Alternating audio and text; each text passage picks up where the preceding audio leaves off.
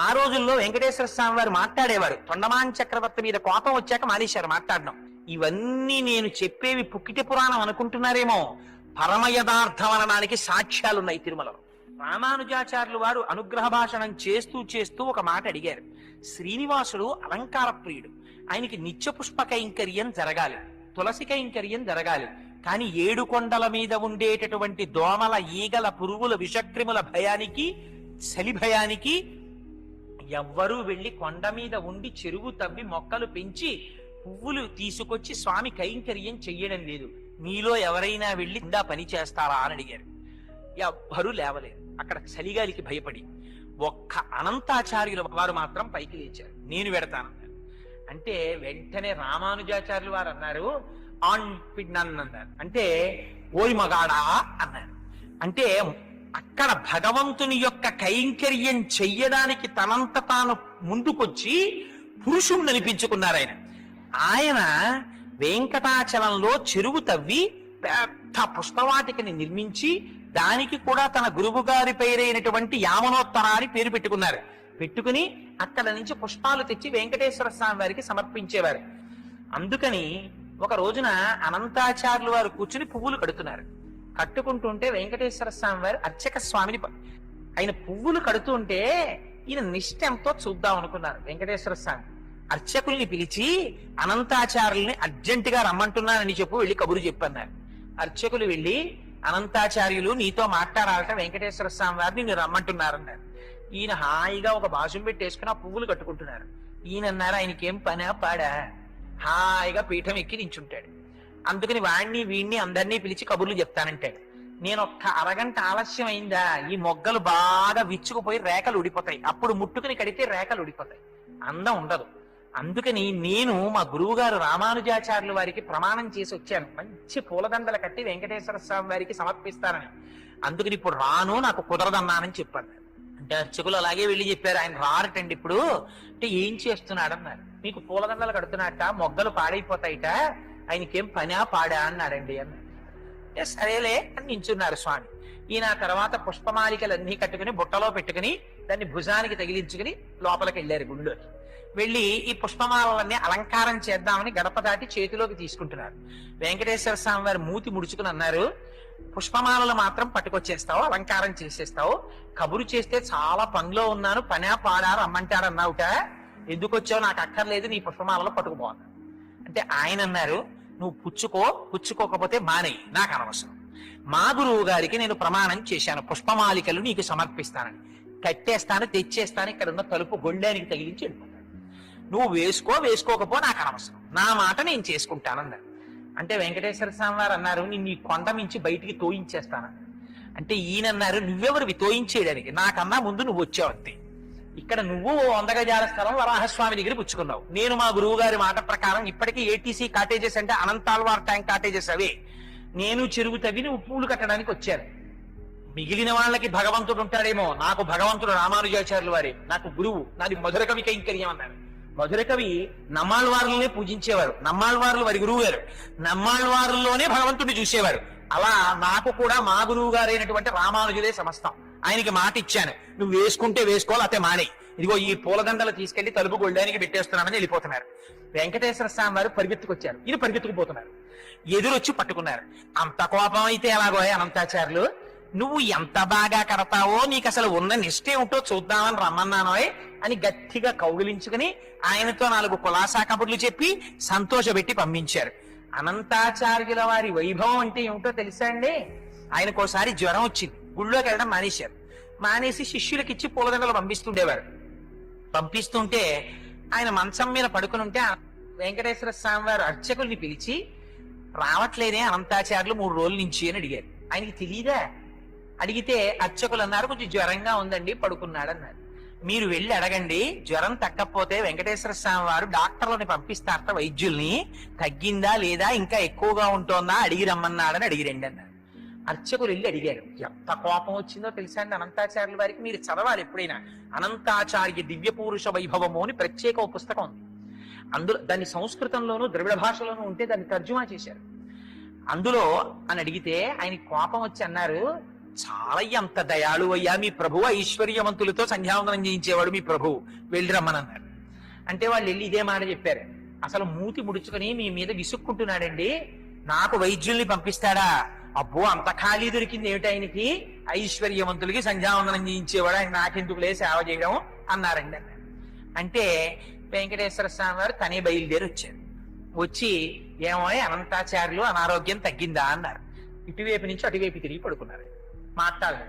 మాట్లాడకపోతే ఆయనే పాపం బల్ల లాక్కుని వెంకటేశ్వర స్వామి వారు కూర్చున్నారు. ఇవన్నీ యథార్థంగా జరిగిన సంఘటనలండి. ఓ బల్ల మీద కూర్చుని చెయ్యి పట్టుకుని అనంతాచార్యులు తగ్గలేదా, ఇంకా ఒంట్లో ఉష్ణం అన్నారు. అంటే పాపం మీకు ఇప్పటికి తీరుబడి దొరికింది, మిమ్మల్ని నమ్ముకుని కొండ మీదకి వచ్చి ఈ నేల నుంచి పుష్పకైంకర్యం చేస్తున్నాను, 3 రోజులు అయింది జ్వరం వచ్చి పడి మంచాన, వచ్చి నన్ను పలకరించడానికి తీరుబడి కుదరలేదు, వైద్యుల్ని పంపిస్తానన్నావుట, ఏం పాపం నువ్వు వచ్చావేం ఖాళీ దొరికిందా అన్నాడు. అంటే ఫోన్లేవయ్యా, మనస్సంతా కష్టపెట్టుకోకయ్యా, నీకు జ్వరం ఉందో లేదో చూద్దామని వచ్చాను.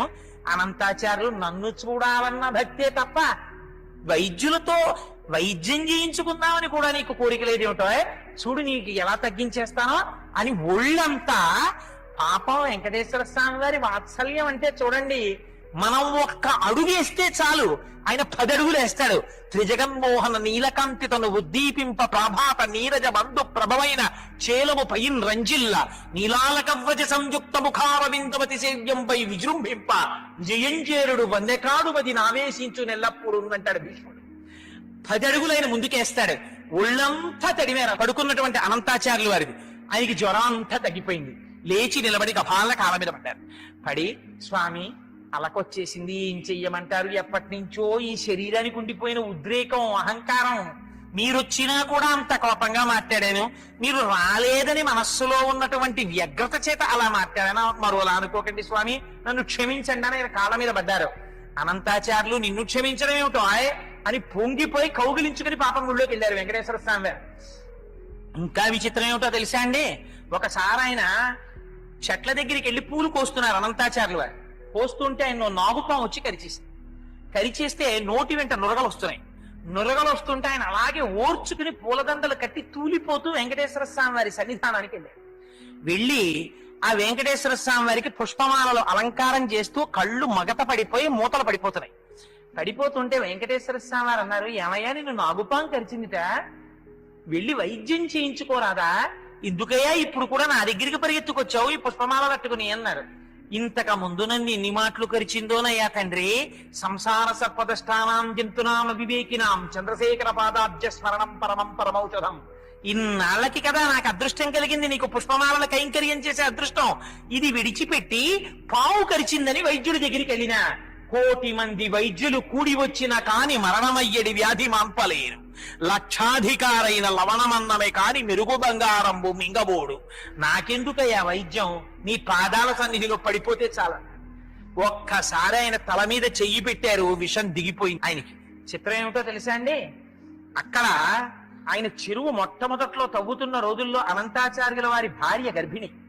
ఆవిడ గర్భిణీగా ఉండగా ఈయన పారతో మట్టి తీసి బుట్టలో పోస్తుంటే పాప ఆవిడ తట్టట్టుకెళ్లి దూరంగా ఆయన చెప్పిన చోట పోయాలి. పైగా అనంతాచార్యుల వారికి కొంచెం ముక్కు మీద కోపం, అక్కడెక్కడో పోసి ఆవిడ తట్ట పట్టుకొస్తుంటే గర్భిణీ స్త్రీ కదా ఇంత కష్టపడిపోతోందని వెంకటేశ్వర స్వామి వారు చూడలేక చిన్న పిల్లాడి రూపంలో పరిగెత్తుకొచ్చి, తాత తట్టలో మట్టి నేను పట్టుకెళ్లి పోస్తాను, గర్భిణీ కదా ఆవిడ మొయ్యలేకపోతోందన్నారు.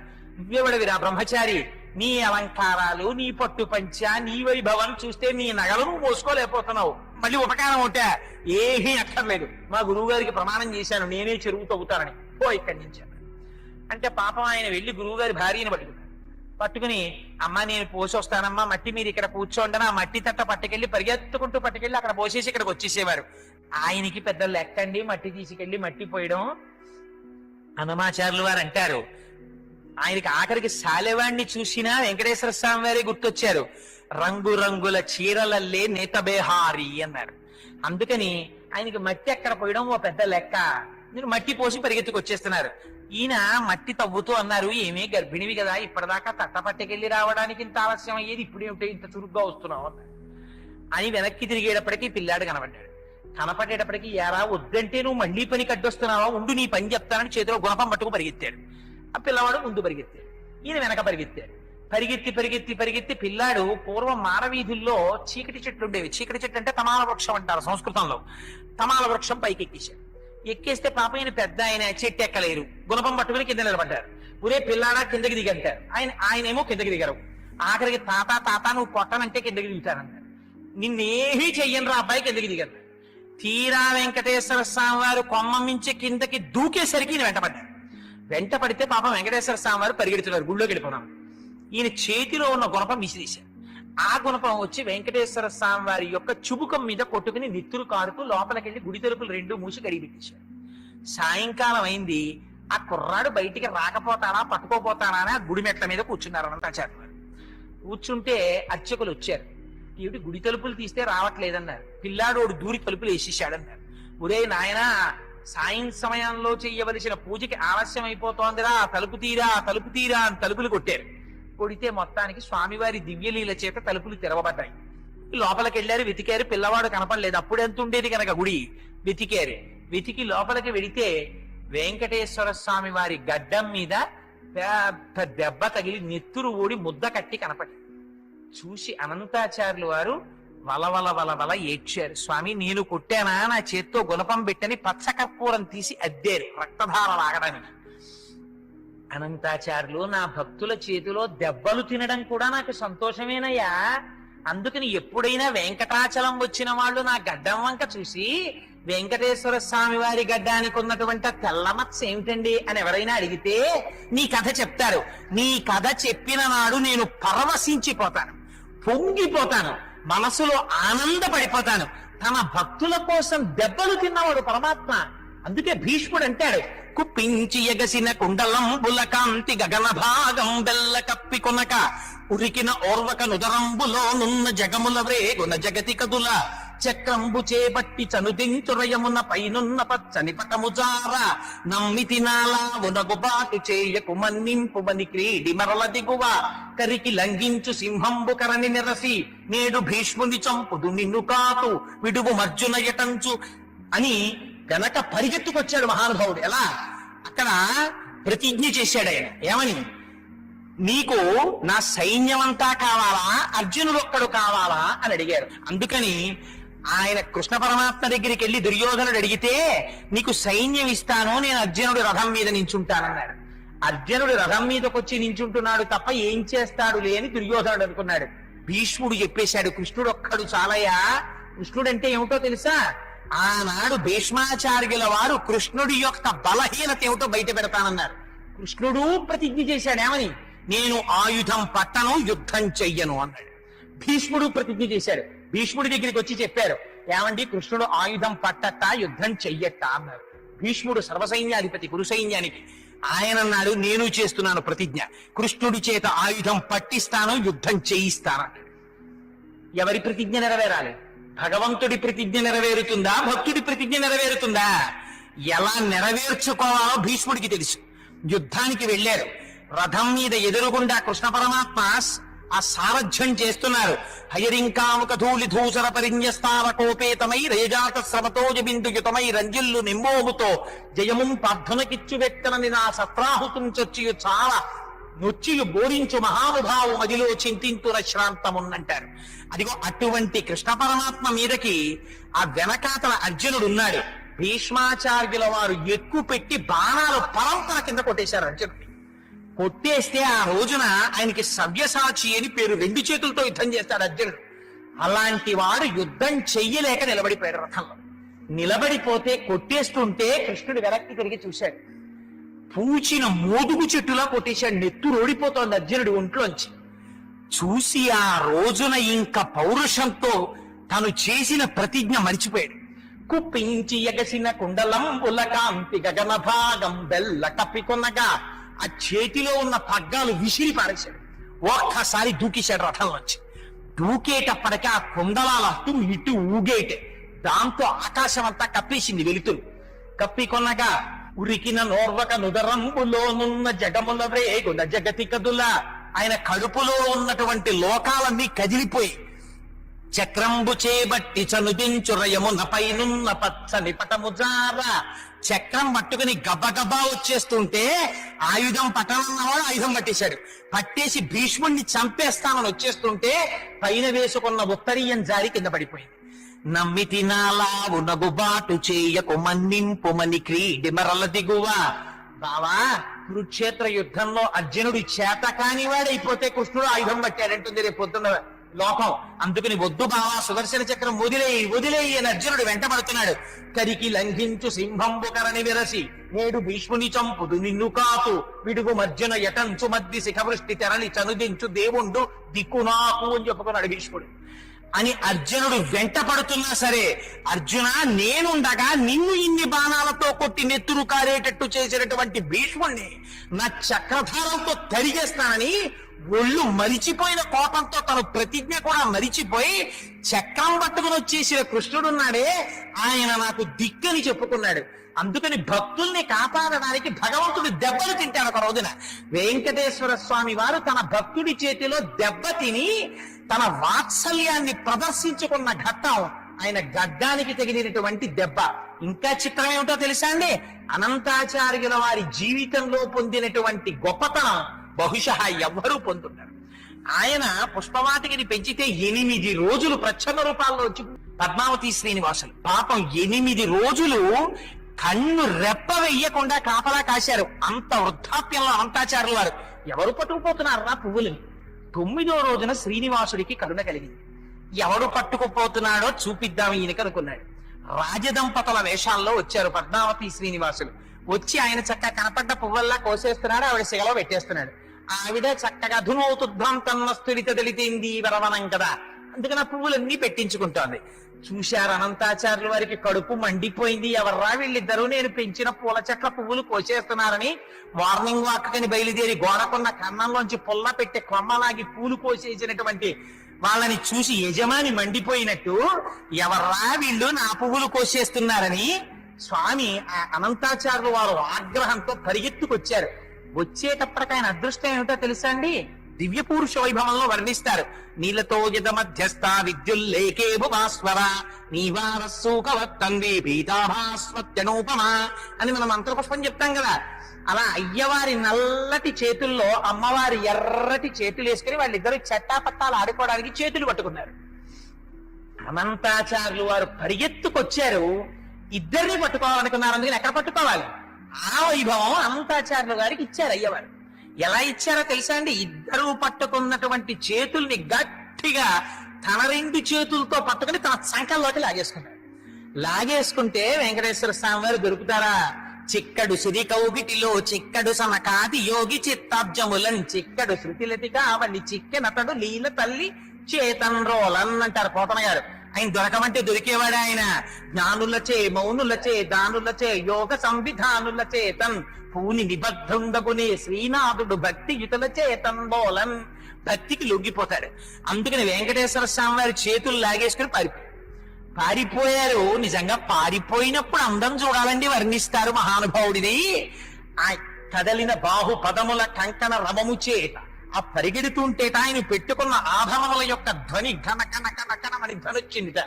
ఆ చేతులకి ఏం తక్కువ ఆభరణాలు ఉంటాయేమిటి? ఆ నాగాభరణాలు, పెట్టుకున్న కంకణాలు, పాదాలకి పెట్టుకున్న మూపురాలు, నడువుకి పెట్టుకున్న వడ్డాణాలు, మెడలో వేసుకున్నటువంటి పెద్ద కౌస్తుభమాల, ఆ పెద్ద వనమాల, పెట్టుకున్న పెద్ద కిరీటం, చెవులకు పెట్టుకున్న పెద్ద పెద్ద ఆభరణాలు, ఇన్నింటితో స్వామి పరిగెడుతుంటే ఇంకో చంద్రుడు భూమి మీద పరిగెడుతున్నాడేమో అనిపించింది. పాపం ఈయన పరిగెడదాం అంటే ఈవిడ పారిపోతుంది.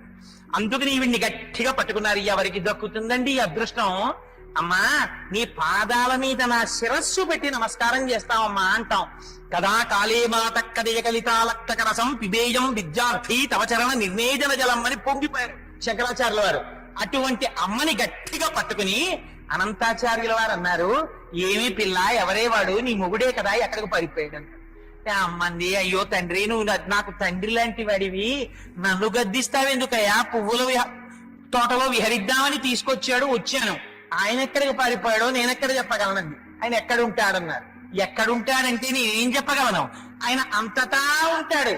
బలిచక్రవర్తికి చెప్పుకున్నాడు ఆయన ఒక రోజున, నువ్వు ఎక్కడ ఉంటావంటే నేనేం చెప్పనయ్యా, అన్ని విద్యలు నా స్వరూపమే. ఇది నాకు నెలవని ఏ రీతి పలుకుదు ఒక చోట నకయందుండ నేర్తు, ఎవ్వరి వాడనం చేరీతి పలుకుదు నాయంత వాడనై నడువ నేర్తు. ఇది నాకు నడకని ఎటుల చెప్పెద మూడు పోకల నేను పోవనేర్తు. ఇది నేర్తు అది నేర్తు అని ఏల చెప్పంగ నేర్పులన్నీ నేనే నేర్తు. ఒరులు నాకు కారు ఒరులకు నేనవుదు ఒంటివాడ చుట్టమొకడు లేడు. ఆయన ఏకం సత్యేకమేవా ద్వితీయం బ్రహ్మ. ఎక్కడుంటారంటే ఏం చెప్పని, కొండలంతా ఉంటాడు, ప్రపంచం అంతా ఉంటాడు. ఎంత గడుసుగా మాట్లాడేవే పిల్ల, అంతటా ఉంటాడా? కానీ మీ ఆయన్ని చూపించలేవా? ఎక్కడికి పోతాడు? చీకటిగా ఉంది కదా, నేను వృద్ధుణ్ణి అయిపోయాను, నిన్ను గుర్తుపడదామన్నా నువ్వెవరో గుర్తుపట్టలేకపోతున్నాను. అందుకని నిన్ను ఈ సంపంగి చెట్టు కట్టేస్తానని మొలకున్న ఉత్తరీయం తీసి ఉత్తరీయం వేసి కట్టేశారు. కట్టేస్తే పాపం తల్లి రాత్రంతా సంపంగి చెట్టుకి కట్టుబడిపోయి ఉండిపోయిందండి. ఏమా తల్లి కర్మ, ఆవిడ యద్రూభంగా ప్రమాణం స్థిరచర రచనా తావతం ఏ మురారే వేదాంతా తత్త చింతామరభిద్రసి యత్తారచిస్తైత్తరంతి భోగోపోద్ఘాత కైలీచురకిర భగవత్తైశ్వరూప్యానుభావ సానశ్రీహీయ స్ఫురణితాం అమృతలహరిధీలంఘనీయై అపాంగై అంటారు భట్టర్లు. ఆ తల్లి కనుబొమ్మ కదిలితే ఐశ్వర్యం వస్తుంది. అటువంటి తల్లిని ఉత్తరీయంతో కట్టేశారు అనంతాచార్య. కట్టేస్తే తెల్లవారిపోయింది, గుడి తలుపులు తెరిచారు. తెరిచి లోపలికి వెళ్లేసరికి స్వర్ణ లక్ష్మి కనపడలేదు.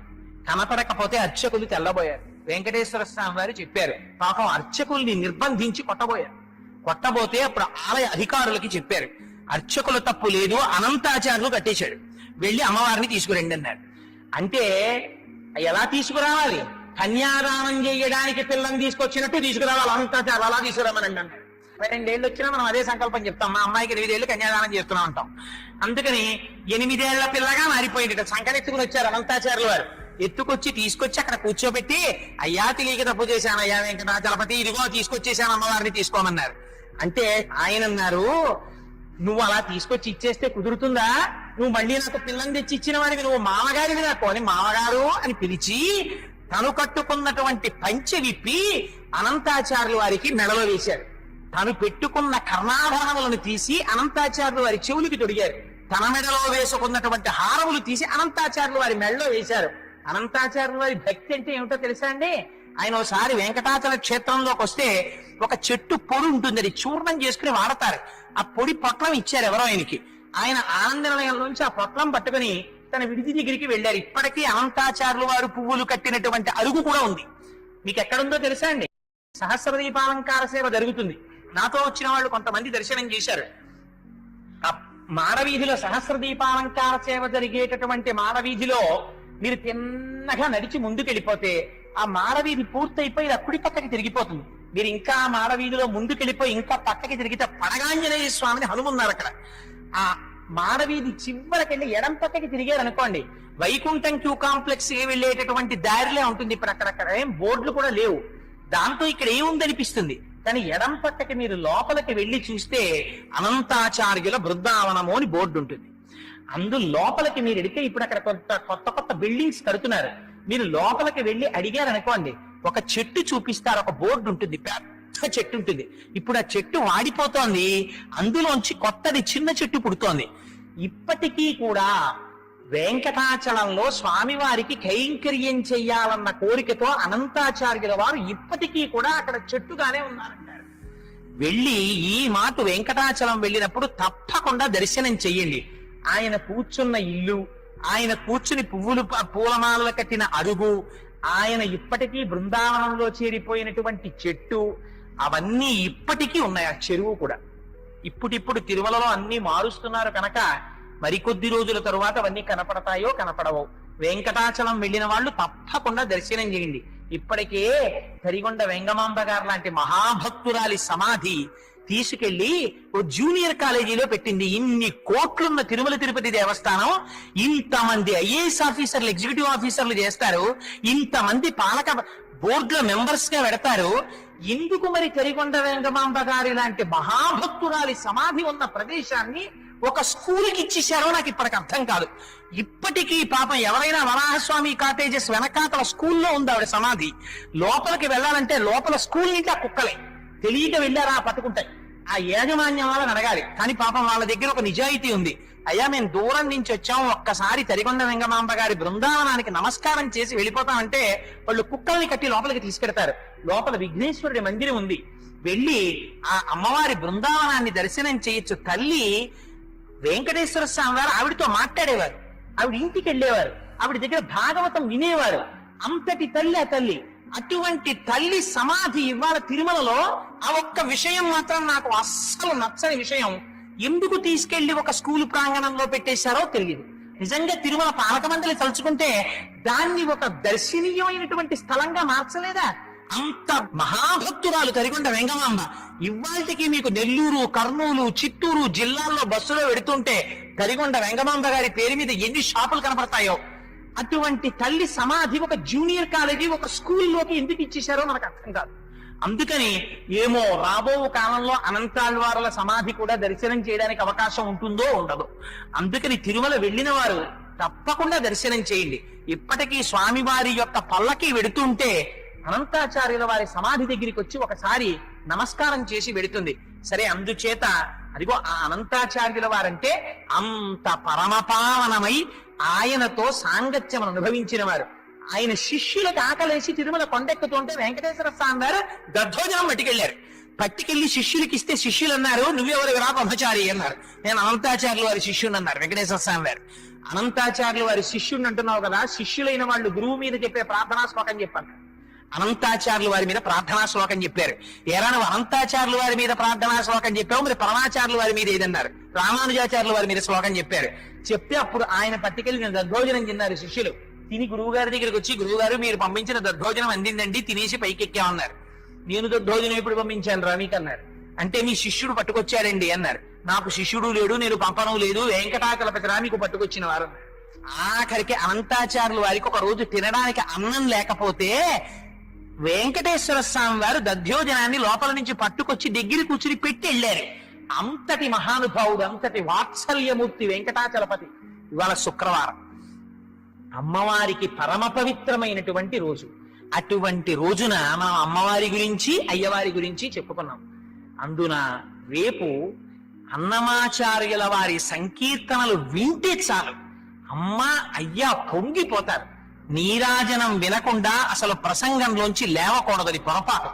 అందుకని ఇంత విని, స్వామి నీకు దృష్టి దోషము కలగకుండుగాక, మేమింతసేపు నీ గురించి విన్నాం, మా కనురాపు తగిలి నీకేమైనా బాధ కలుగుతుందేమో తండ్రి, అలా కలగకూడదని నీరాజనం చెప్తాం. ఆ నీరాజనం చెప్పినప్పుడు కూర్చుని కైమోర్చిన వారిదే భక్తి. అందుకే ఇంట్లో కొడుకు పుడితే దేవతార్చనకి నీరాజనం చేసేవాడు పుట్టాడని సంతోషిస్తారు.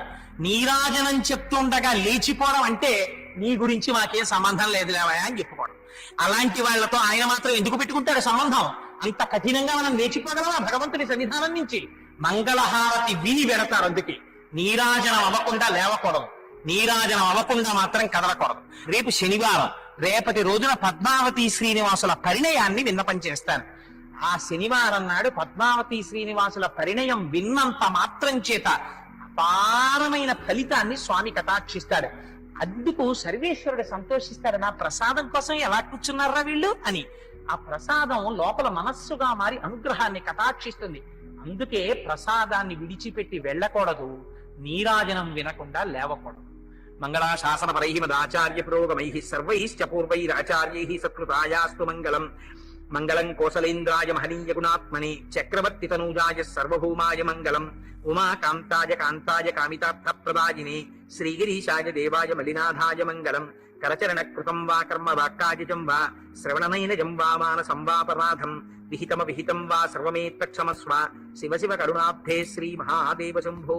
సర్వం శ్రీ ఉమామహేశ్వర పరబ్రహ్మార్పణమస్తు.